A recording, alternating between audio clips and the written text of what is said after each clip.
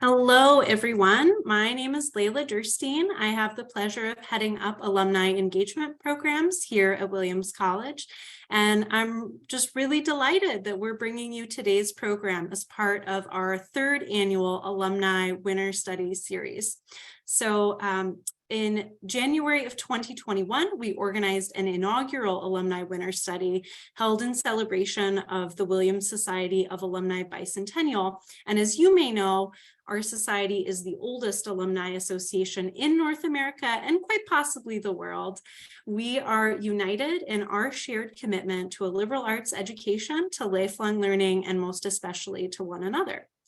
A few reminders before we get started today. If you have any questions during our talk, please do use the Q&A function at the bottom of the screen. You can do that at any time. We will have dedicated time for Q&A toward the end of the program, but you can submit your questions as you think of them. And in fact, I already see one question in the queue, which may be the earliest we've ever seen a question come in, so kudos. Please do reserve the chat as a space to engage with the community and share any reflections or comments you may have. A go mic is always appropriate as well. Just remember to select everyone in the chat drop down so your message can be seen by all. And please note that we are in fact recording today's session. And with that, I'd like to introduce our featured speaker, winter study instructor and food entrepreneur, Mike Curtin. Mike joined DC Central Kitchen in 2004, and drawing on his hospitality experience has significantly expanded the kitchen's revenue-generating social enterprise initiatives. Under his leadership, DC Central Kitchen's Fresh Start Catering expanded from traditional catering to include contracts to provide locally sourced, scratch-cooked meals to schools across Washington, DC. In order to handle this growth, the kitchen launched a second production facility that led to increased investments in purchasing from local farms, a wholesale business distributing fresh fruits and vegetables to corner stores in DC's food deserts, and to cafes. These programs collectively now generate over $8 million annually and employ over 170 people, half of whom are graduates of the kitchen's nationally recognized Culinary Job Training Program. Mike's steady leadership through the pandemic enabled the kitchen to meet the unprecedented increase in demand while keeping the staff safe and healthy over the last 2+ years. During this time, Mike also led the kitchen's development of what will be its new 36,000 square foot headquarters to open later this year, I think officially, although it sounds like tours are already happening, a facility that will more than double DC Central Kitchen's current $80 million annual economic and social impact in the region. Mike graduated from Williams in 1986, the great class of 1986. While on campus, he was a 3-year rugby player, a DJ, a WCFM, and a JA. In 2014, the college awarded him with our Bicentennial Medal, and he was just recognized as the Nonprofit Leader of the Year by the Washington Business Journal. And this January, in all of Mike's spare time, Mike has been sharing with Williams students the opportunity to learn about food justice and social entrepreneurship. We're so appreciative that on top of all of that, he was also willing to prepare this bite-sized 1-hour version of the course today, specifically designed for you, Williams alumni and friends. And so with that, I'm going to turn things over to Mike. Well, thank you, Layla. Am I on now? Okay. Well, thank you, Layla. I appreciate that. It's great to be here. Welcome, everybody. Thank you for zooming in. I'm very grateful for that. I thought I would do this from a place that was sort of reflective of Williams. It sort of brought out the winter feel that's going on, but also a place that I had never entered, I think, for most of my time at Williams, certainly during winter studies. And that's the library here, the Stetson Library. I found this place last year when I was here, and I thought I would share it all with you. So before I get going, I do want to say that I'm incredibly grateful for the opportunity to come back here and share what we have done at DC Central Kitchen with the students here. I would not have been able to do it without Paula Consolini and my great friend Tracy Finnegan from the Centers for Learning and Action here at the college. Also, my classmate and friend, Tim Fasselt, and his very generous wife, Michelle, who let me stay in their house here in town last year, and another classmate, Debbie Bernheimer Harris, who has allowed me to stay in her place this year. So I think that just, again, speaks to the incredible friendships and people that I've come across and learned to develop, that I've met and know and love from my years here at Williams. So I'm going to share my screen now. So as Layla said, I'm here to do a bite-sized version of the month-long class I've been teaching in less than an hour. So I'm going to do my best to do that and hopefully leave 20 minutes or so for questions and a conversation. So I do want to try to make this conversational, and I will try to do that. It's hard to do that talking to a screen in a big room where no one else is, but I'm gonna do my best. So the class is called Food Justice and the Righteous Entrepreneur, and all that will make sense in a couple minutes probably. The way the class is organized is we are looking at issues of food justice, food access, food equity, nonprofit management, social enterprise, and through the lens of DC Central Kitchen. So we use as a text for the class a book written by my colleague and our Chief Development Officer, Alex Moore, called The Food Fighters, DC Central Kitchen's first 25 years on the front lines of fighting hunger and poverty. And it's available at Amazon, and I would highly recommend it if anyone wants to check out more about the kitchen. So Alex Moore, Food Fighters, on Amazon. The other thing that we do is we bring in, Zoom in guests, folks that I've been fortunate enough to come across in my time at DC Central Kitchen to share their experiences, views, perspectives on these same issues. So we started out the class this year with Kathleen Merrigan, who is also a Williams alum, has done several stints at the Department of Agriculture, most recently as the Deputy Director or Deputy Secretary of Ag during Obama's first term. She's done amazing work developing organic standards, the new My Plate guidelines, and has run food sustainability programs at Tufts, George Washington University, and now at Arizona State University. She's just remarkable. We brought in Sam Katz, who was the Obama chef in Chicago before they came to Washington, and who came with them and was their lead food policy advisor, and worked very closely with the First Lady to develop the White House Farmers Market, the White House Garden, and a lot of the policy around issues of childhood health and nutrition and school food that we'll talk more about in a bit. Is also was the first director of Mrs. Obama's Let's Move program. We brought in Congressman Jim McGovern from Worcester, the Worcester area, who's probably the loudest and most persistent anti-hunger voice on Capitol Hill for the last 2 decades, and has become a really good friend. He pushed the White House to do the White House Conference on Hunger, Nutrition, and Health, the first one in 50 years that was held in September. And the kitchen was honored. I was honored to be a facilitator of a discussion on the main stage for that conference a couple months ago. Chris Bradshaw was another guest who started a nonprofit in DC called Dreaming Out Loud. He's a young food access activist, and among other things, his program now runs an entrepreneurial training program for young Black food entrepreneurs that will be located now in our new space that Layla just mentioned. We'll talk more about there, and Chris and his team will also co-locate with us.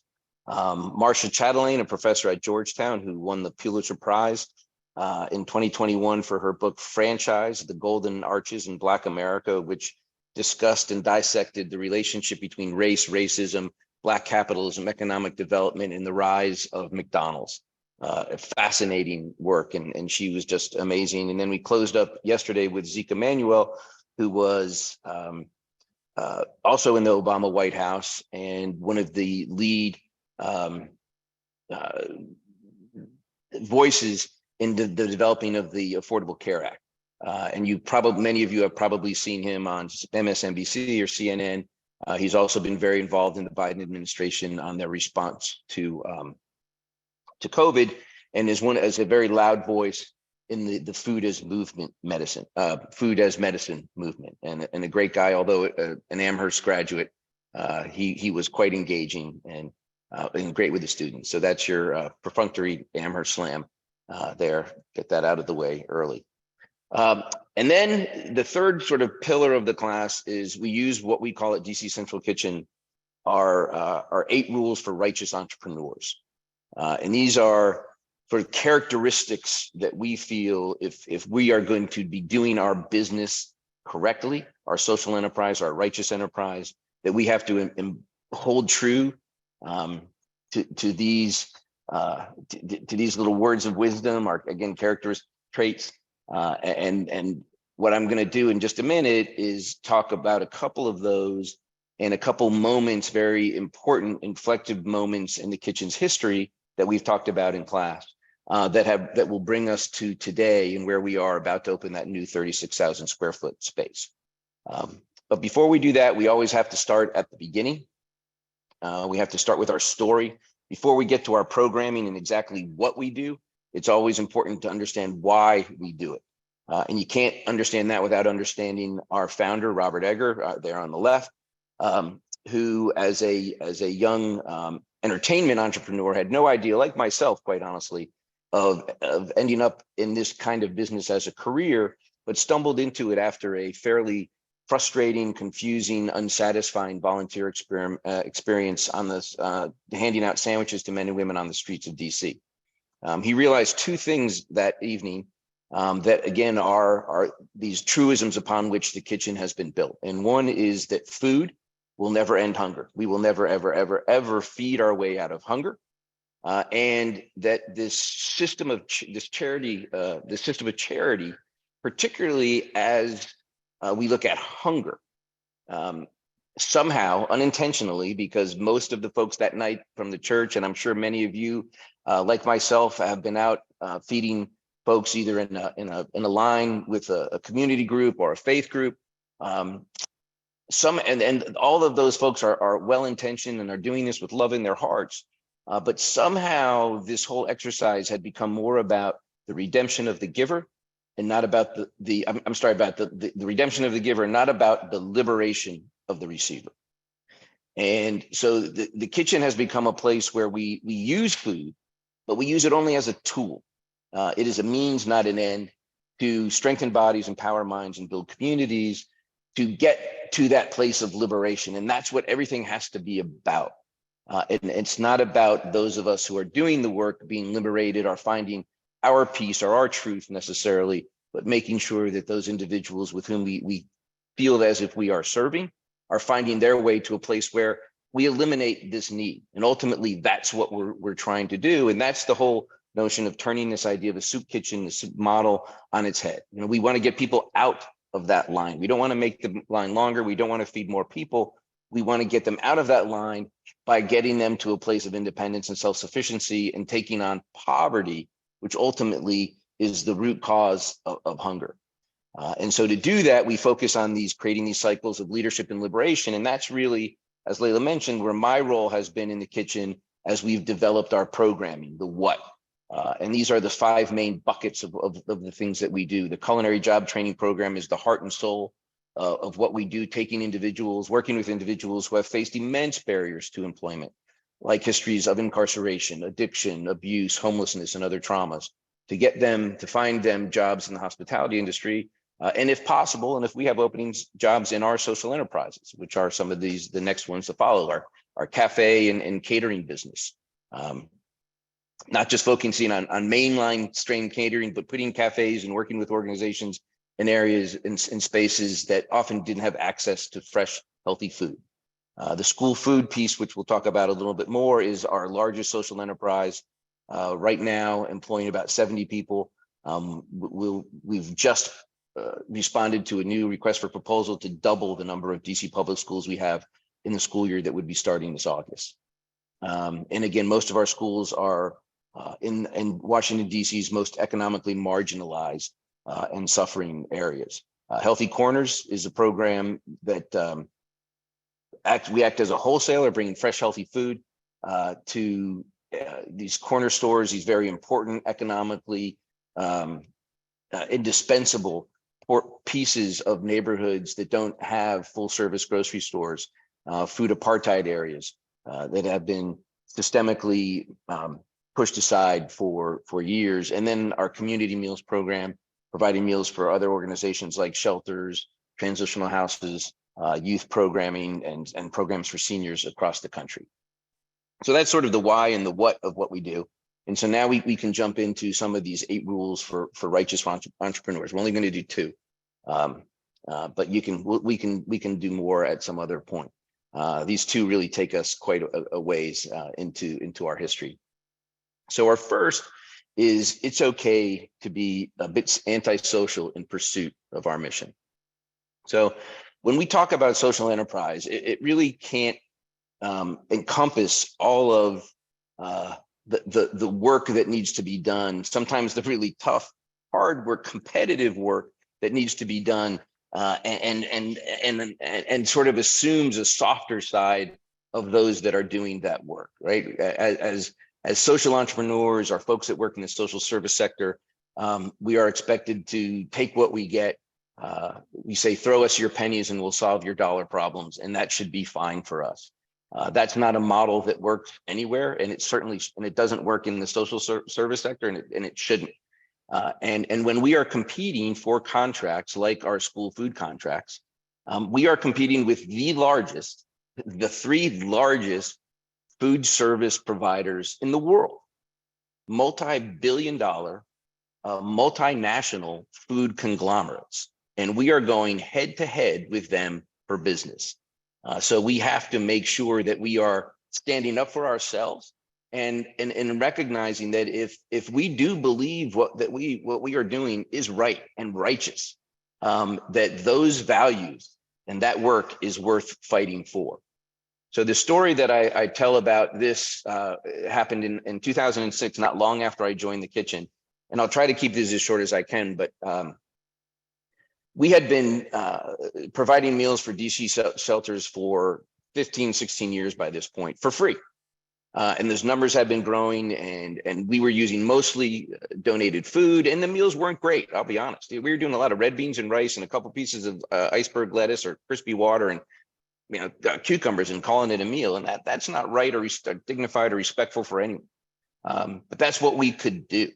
And we were getting pushed to our limit, and the city kept asking us to do more meals, and they wanted better meals. They wanted more protein, more fresh vegetables, and we did too, but we couldn't. And we said, hey, we can't do this anymore. What we propose that we do is that you actually put some money into this game that you haven't to date, since these are your shelters after all. And give us about why don't you throw in about half of what it cost us to do these meals, and we'll do the rest. We'll find resources to do that. We'll source better food, and we'll all be happy. So what seemingly, or we thought would have been an easy conversation, went on for almost a year until it was finally decided that yes, indeed, the city should do this, and they set aside some money. And then it got to the contracting point. And anyone who's ever done a government contract knows that this is not an easy thing. And I was very new and naive at this point, and I couldn't understand why this continued to take so long. And we just kept getting pushed off and pushed off and pushed off. And finally, we just said, no, this is wrong.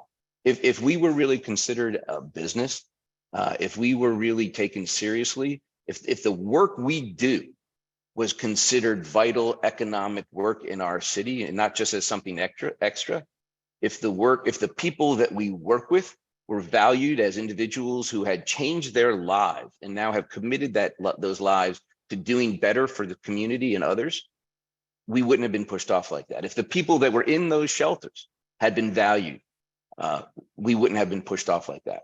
So we did something that we thought, and this is the antisocial part, right? We did something that we thought that most nonprofits probably had never done or thought they couldn't or shouldn't. We said, we're going on strike. And until we get this contract, not because of the money necessarily, but because of what it signifies about the work that we do and the value that we hold in this larger communal discussion about economic development and sustainability, we are not going to deliver meals to the shelters. Now, I want to say that we made sure that food was going out to other places, so people weren't going to be hungry, except Robert and I, Robert Egger, that's the founder right there, decided that in order to sort of put an exclamation point on this, we said, we're not going to eat either. As long as we're not delivering food to the shelters, we're not going to eat. And that lasted 8 days. Now, for those of you who haven't heard this story already, I will tell you that yes, I have put all the weight back on, and I look back on that now sort of fondly, and it was a powerful moment, but it was also a bit terrifying. It brought me together with the organization and our mission, but I also felt very alone at the time. And it was sort of a foolish thing to do. I was told later by health professionals that apparently if you go on a hunger strike or a significant fast like this, you're supposed to take vitamins and supplements, and there's a whole way to do it. And we hadn't read that yellow and black Hunger Strikes for Dummies. We were rookies, and we just did it. And but it worked. Ultimately, it worked. And we embarrassed the city into doing what had promised to do for almost a year. And we started getting a whole bunch of revenue in that we hadn't seen before. And that takes us to our next rule: maintain a sense of productive impatience. So we feel that if someone says to me, "Hey, Mike, what's new at the kitchen?" or what's going on at the kitchen, I better have a good answer. And given the enormity of the issues that we are tackling, mass incarceration, addiction, homelessness, food insecurity, food inequity, and the fact that most of these issues have been around for hundreds of years, if not longer, and we're dealing with systemic problem. We can't afford to just sort of sit back and say, well, we're just going to hang out for a little bit, and things are going pretty well. We're just going to hang on to our resources, build our reserves up, and make sure we're steady. We can't do that. Now, that doesn't mean we have to keep doing huge things and building new buildings and starting new programs. No. The way we think of things at the kitchen is in terms of what we call relentless incrementalism. If every single day, every day, we can do something a little better, a little bolder, a little more beautiful, like that's what we want to do. And so we want to be impatient about that. But it needs to be productive. It doesn't need to be huge, but we need to be moving forward. So a good example of this is 2007. This was right after the strike, and we had, again, this revenue coming in, and we started buying food. And naturally, we bought it from the places where all the other restaurants and hotels bought it from, the large food service wholesalers, again, multinational companies. Nothing's wrong with that. It was easy, it was convenient, but it wasn't really smart. So we started thinking, like, what if we're just smarter about this? What if we don't have to do anything differently? We just have to do it a little better, a little more thoughtfully. And so we started talking to farmers and growers in the area, from sort of southern Pennsylvania down to the Shenandoah Valley. And we said, hey, what if we bought food directly from you? And we started by buying the stuff that is aesthetically or geometrically challenged in such a way it's too big, it's too fat, it's too skinny. It's not bad, it's not rotten, it's not off the ground. It just doesn't have the commercial value that we think, because it doesn't look like what we think, say, a tomato should look like when you go into a grocery store. Now, tomato you see in a grocery store looks like that because it's been grown to be able to sit in a box and travel 3,000 miles over a period of days without getting damaged. That's what that tomato, it's not bred or created for taste or flavor or nutritional value. It's for travel. So as anyone who knows who grows tomatoes or cucumbers or peppers or anything in their backyard, they know it doesn't always look like it looks in the grocery store, but sometimes it tastes a whole lot better. But anyway, so we started buying directly from farmers, and we were getting incredibly good product, fresh product, and creating a revenue stream where it didn't exist before with the farmers. So we opened up this whole other line, the place of business, supply chain, really.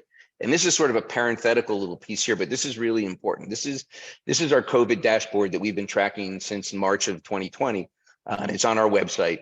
And we're not focusing on this as much anymore, obviously, because we're focusing on other things now. But one of the things that we did during COVID, one of the responses that the community said it needed was something that we hadn't done before, and that's grocery bags, the top circle there. So to date, since March of 2020, we've delivered almost 4 million pounds of fresh fruits and vegetables to families who needed the most around the DC area during COVID. And we were able to do that because of the relationships we had with these farmers, and we're able to sidestep all of the other supply chain issues that a lot of other folks were having to deal with. And in doing that, if you look at the bottom circle there, we've invested now over $3.5 million in these small to mid-sized local family farms, many of them owned by Black or brown farmers who have been in their families for generations and had told us that had this not happened, they would have lost those farms. So not only is the way we're doing our business, because we are impatient and sometimes antisocial, has kept that economic piece of the puzzle in operation and able to get through the last couple of years while getting fresh fruits and vegetables to folks who needed it most. 2008, again, so we've got the fruits and vegetable thing going. We're bringing in lots of extra product. We're chopping and slicing and dicing with the kitchen. We're able to hire more folks. We're promoting folks. We're engaging more volunteers. Then the recession hits. People are terrified. We're terrified.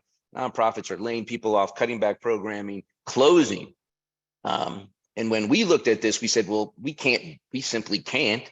We actually need to expand our mission footprint, but we need to do it in a way that doesn't rely on philanthropy, that's going to be sustainable, and that it's scalable. And that's when we settled on school food. So this was our first, really our second. The first foray was back in the 90s. It was short-lived and didn't go so well. But this one we thought about a little more. Reached out to a friend of mine who had just started this school, private school for at-risk middle school boys. The school operated 7 a.m. to 7 p.m. 11 months out of the year. And our proposal was, look, we will provide locally sourced, scratch-cooked breakfast, lunch, and dinner. You hire us as your food service provider. We're going to put our graduates in your kitchen. Give your students this incredibly fresh food every day.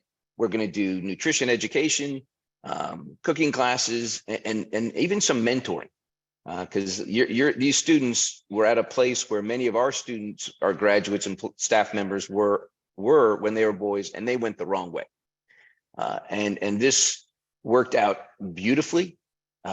It was profitable immediately.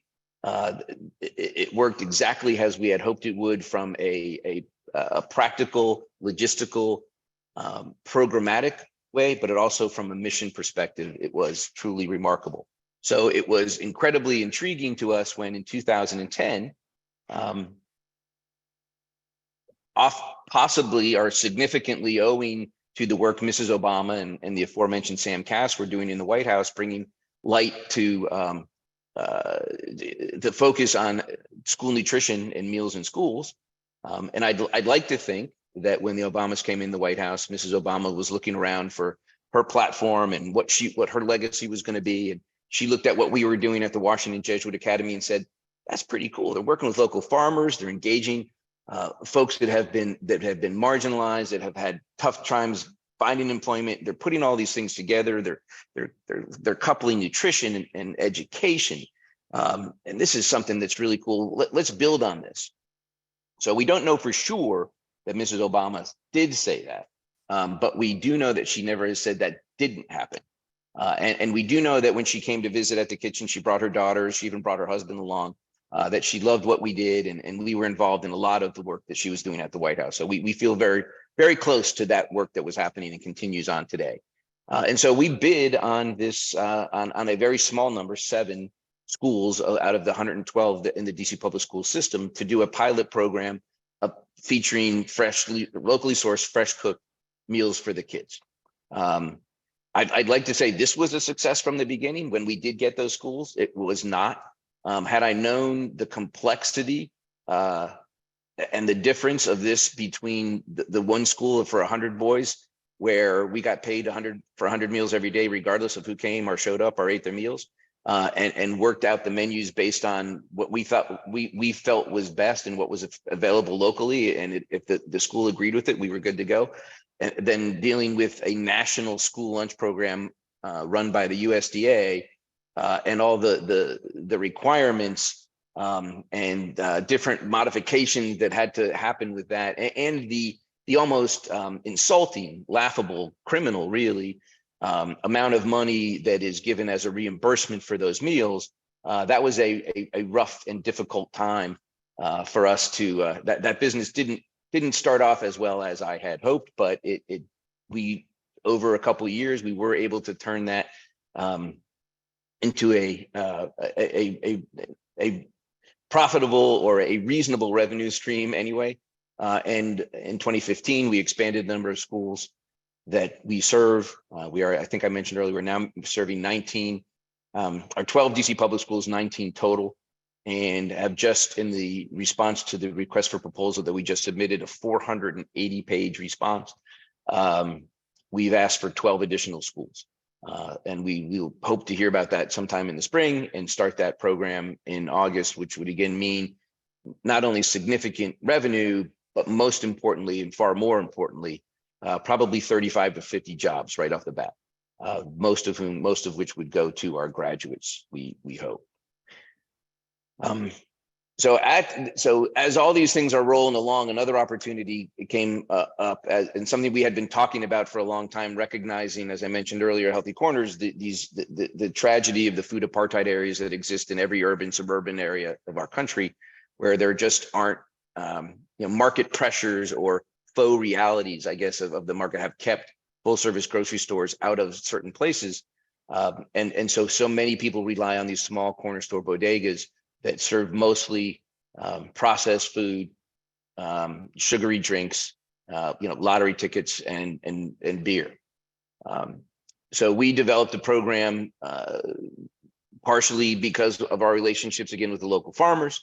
The fact that we had transportation, we were in most of these areas. We had volunteers that could come in and slice and chop and get value-added chopped product with our staff. We wanted to hire more people, and so we took this off the drawing board, the Healthy Corners program, and started working, getting fresh fruits and vegetables by providing refrigeration, shelving, marketing support into these corner stores, and then working with, again, the USDA and Washington, D.C.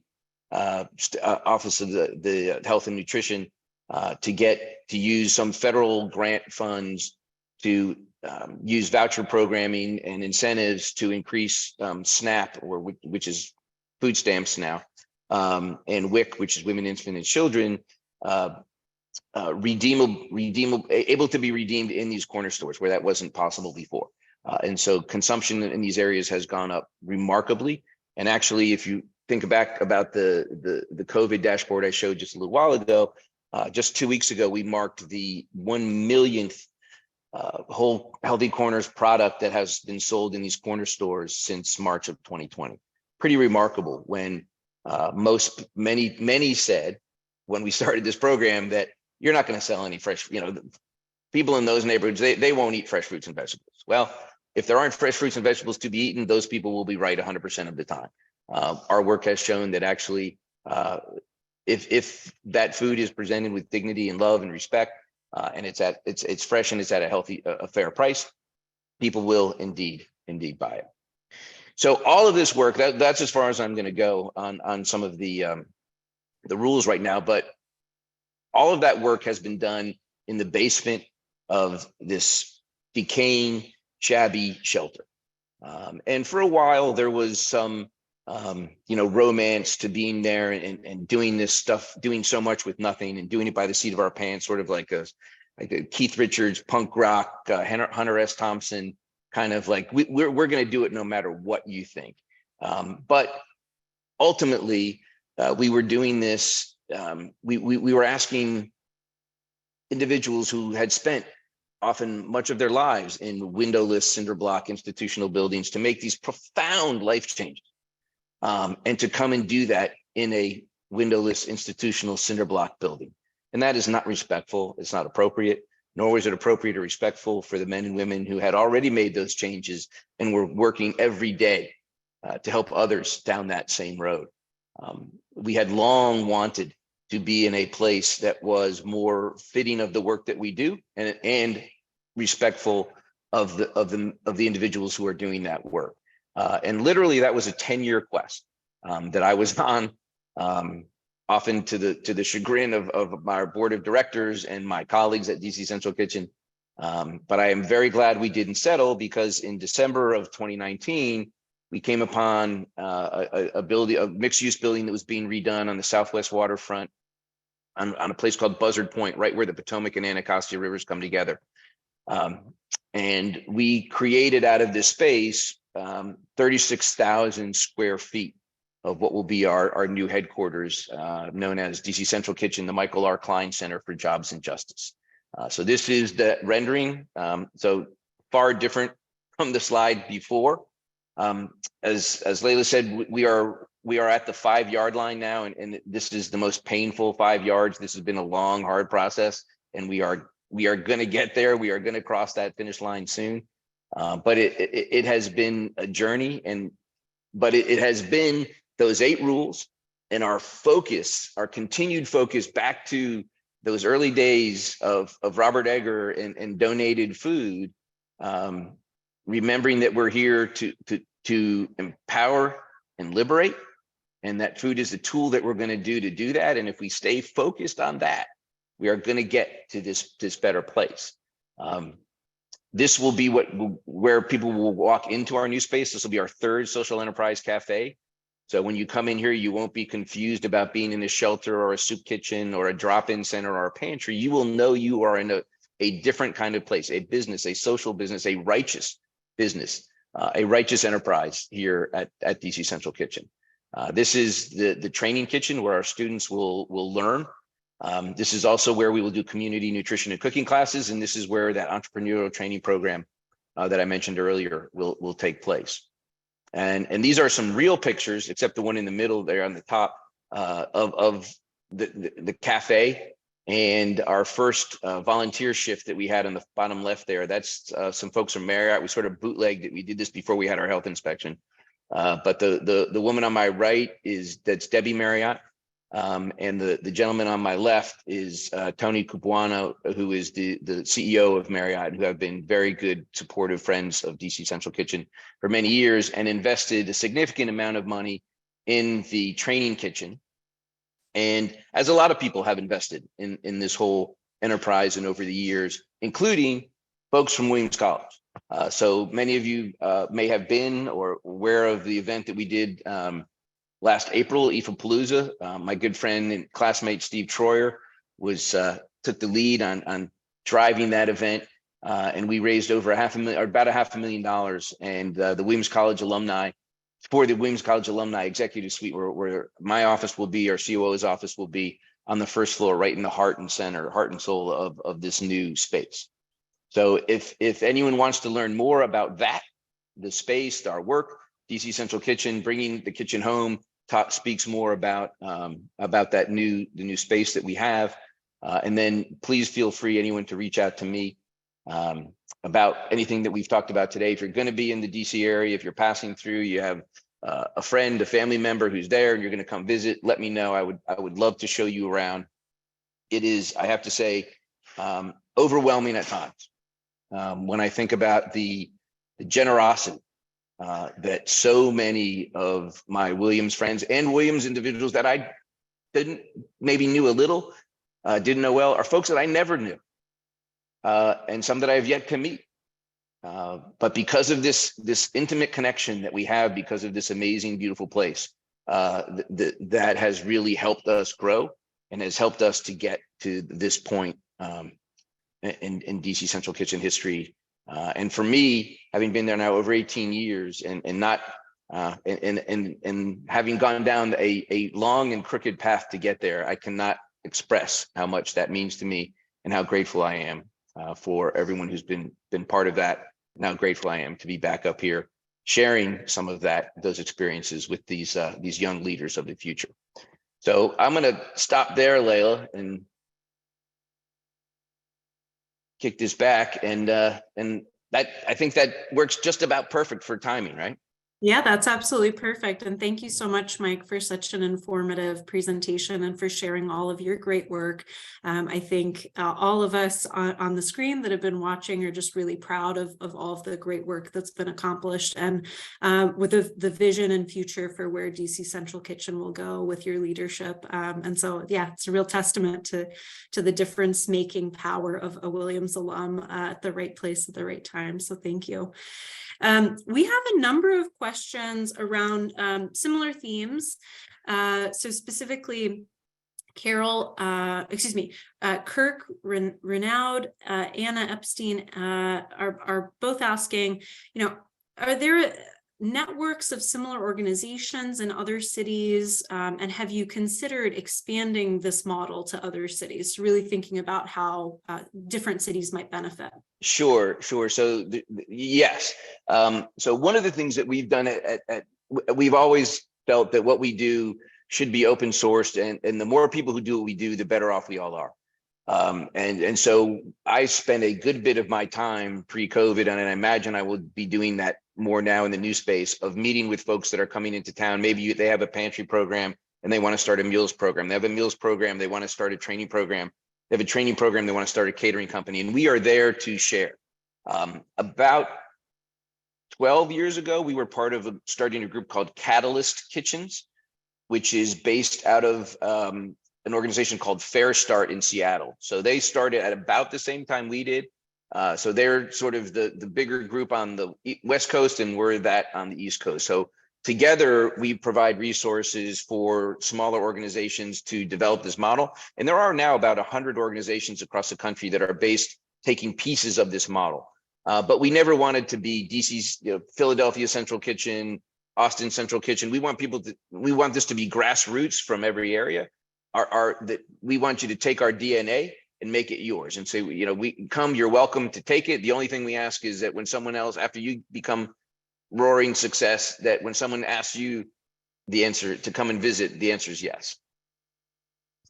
So somewhat similarly, Mary Margaret Halsey is asking, is DC Central Kitchen related to World Central Kitchen? Oh, I love that question. Okay, so I would say World Central Kitchen is related to DC Central Kitchen, as my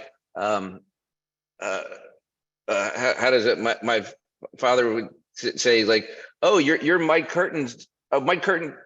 You're Mike Curtin's father." He said, "No. Mike Curtin is my son."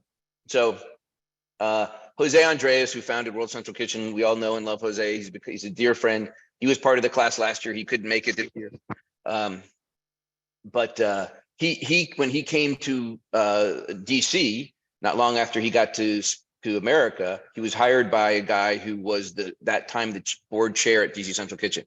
And he asked Jose to come down and start volunteering. And that's when Jose started seeing food in a different kind of way. And Jose was part of what we do, has always been part of what we do. And even after he started World Central Kitchen, because he wanted to do more relief work, and that really wasn't our bag. And we shared, and we said, take what you want, Jose. It's all good. But we're going to stay here. We're not going international. And the name too.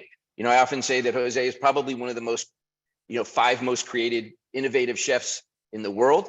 But when it comes to naming nonprofits, not so innovative.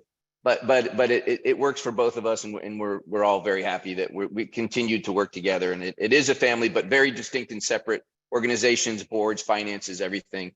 It's just the name and the people. Got it. That's very informative. Thank you. There are a number of questions around tackling food waste, both within your own operations as well as the broader food services industry, and then thinking about moving waste, farm produce to food banks or other types of moving it through the system. Sure. Well, so just riff on that for a little bit. So food waste is such an insidious problem in this country. Here we are in this incredibly wealthy, bountiful country, literally the richest country with the most food in the history of the world. Yet close to a third of the people that live in this country are going to go to bed hungry tonight or not know where their next meal is coming from. That's children, that's seniors, that's vet, single parents. And we're throwing 40% of the food that we produce in the garbage every year. So not only is that criminal in terms of people not eating, that is creating a monster carbon footprint of waste that's all coming back to haunt us. So I do think that a lot of our work and the work of others who have expanded that has really brought a lot of attention to this issue that I don't think, all we wanted as Americans were bigger portions and bigger refrigerators, right? And, then we had to build bigger food banks and get longer food lines. So there is a significant amount of attention given to this now. And I think you're seeing a lot of it on college campuses. We actually had a program for many years that we spun off, and we had one here called the Campus Kitchen Project, where we would engage food waste with students to prepare meals on college campuses, and then send that out to organizations in the area around the campus.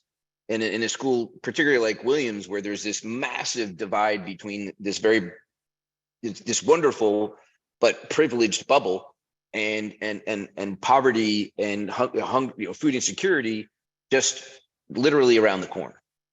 So that's getting a little bit off the track, but so I would say that there is a lot more attention given to food waste. There's and part of it's enlightened self-interest, right? Again, I'm a recovering restaurateur, and I know as my margins in a restaurant are razor thin. And if I'm throwing anything in the garbage, I'm losing money. And when we started collecting donations from restaurants, and most of them said, "Oh, we don't have food waste. We're really good with that." And then we said, "Okay, just give us what you got." And then so we did. And at the end of the year, we give them a receipt and said, "Thank you for your 50,000 pounds of donated food." People freaked out. They said, "Oh my God, that's my bonus. That's that's a new employee. What am I doing?" So I'd like to think some of this work has also inspired businesses to be smarter about it. I know colleges and universities are certainly smarter about it. And I'd like to think that individuals are getting smarter about it, that we are all taking this a little more seriously, because unfortunately, we have to look at food as not the finite resource, not the infinite resources that we had looked at it for a long time. And it didn't really matter if we didn't eat everything, or we just didn't throw it away, or we just made bigger portions, and who cares? So I think that, this is something that we have to continue to focus on. And I would push, as individuals out there, push businesses, ask, if you have a cafeteria in your office, what are we doing with our extra stuff? There are questions we can ask, and ways we can push businesses to be smarter about food waste, and hopefully redirect it and get it to a better place. And then on the other end, getting more product like we're buying from farms into food banks, and that's happening. I'll be honest with you, the DC Food Bank was not crazy about this idea when we started it, quite honestly, we pushed them into it. And now it's a big part of their business, which is great. And as long as more people are doing that we're all better off. Thank you. Yeah, and I mean, it's a really complex subject, and obviously has far-reaching impacts around sustainability and broader societal questions. And so, yeah, thank you for that. It's very interesting. A follow-up question is really, I think, focused on DC Central Kitchen and whether you're composting or what you're doing. In that way. So this could be a much longer question, but composting is really, really hard. Especially when you're working with volunteers. And so the short answer is yes. Are we doing it to the extent that we would like to? No. Another problem with compost is that one of the things I naively thought is how great it would be to buy this product from the farms, keep the scraps, and when we go back to the farm, we give them the scrap, they compost it, and we bring it back. Well, there are rules that apparently you're not allowed to compost. Farms are only allowed to, at least in certain states, allows to compost product that they produce on that farm. So if we were bringing back stuff that wasn't mixed or was mixed, then that couldn't happen, and that would put them in jeopardy of following generally accepted agricultural practices, which puts them in a whole different list. So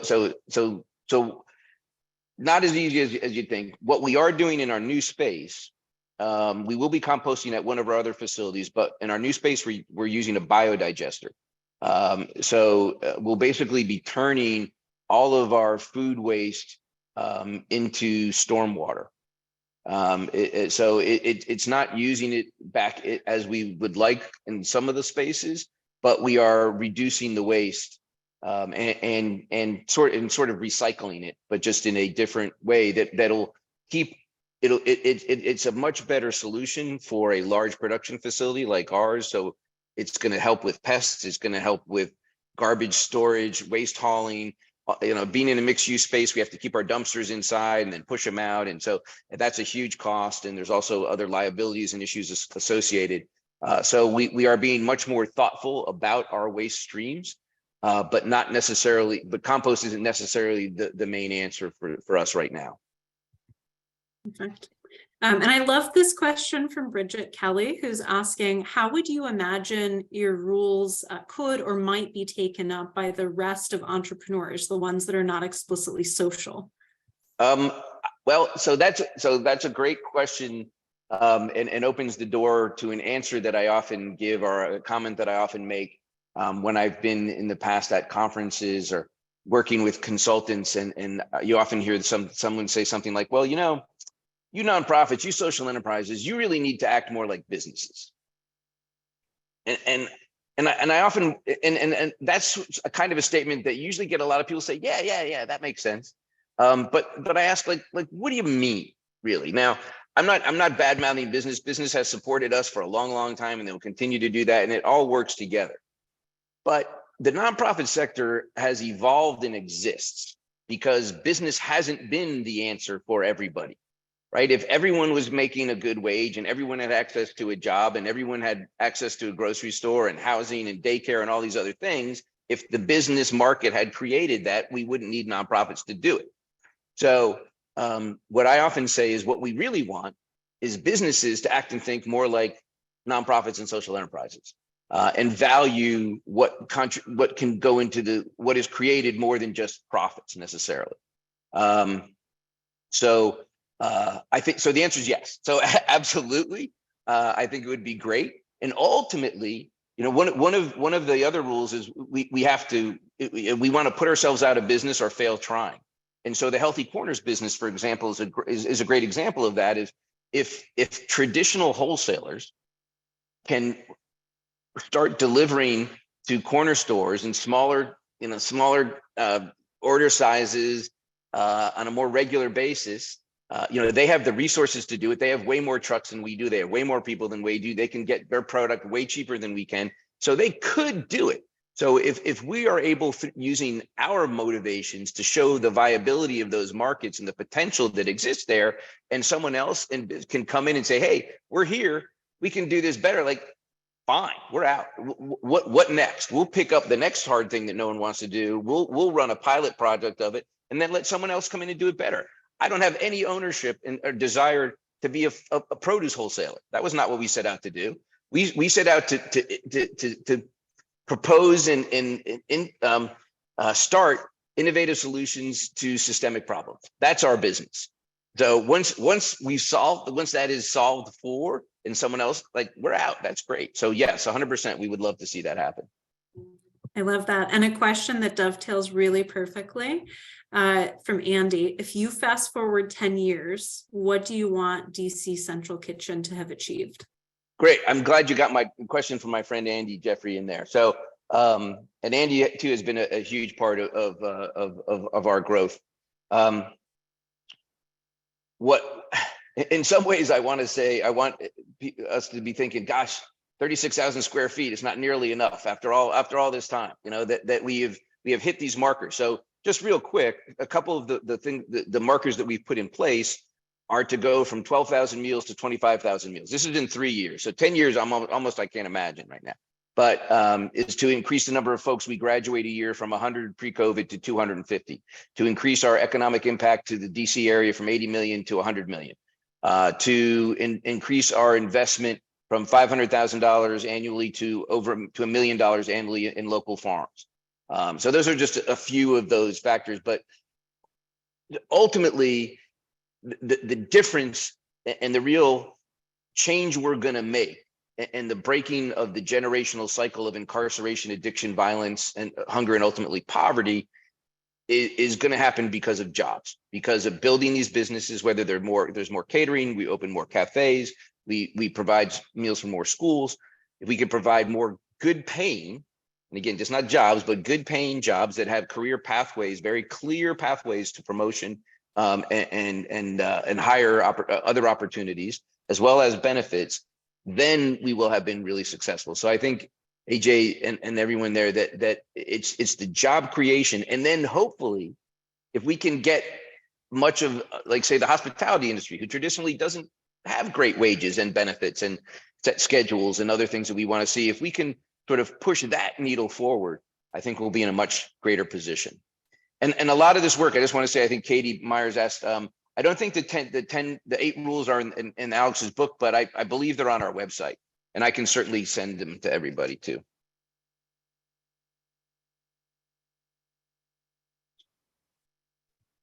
Wonderful. Well, thank you so much, Mike. Thank you for sharing so much with us today. I think everyone's leaving feeling really inspired, very proud of the work that you're doing, and really energized and excited about it. And we'll make sure to send to event registrants, more information about the organization. And if you'd like to get involved, I'm sure Mike will have some ways that you might do that. And I'm also going to plug, we have one last alumni winter study session, which will take place on Monday. So if you're able to join us, that's Monday, 3 p.m. Eastern time. We would love to see you there.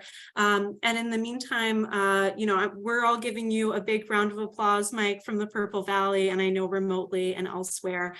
So thank you all so much for tuning in. And until next time, we'll see you around the bend. Thank you. Thanks, everybody. I really appreciate it. Thanks a lot. Take care.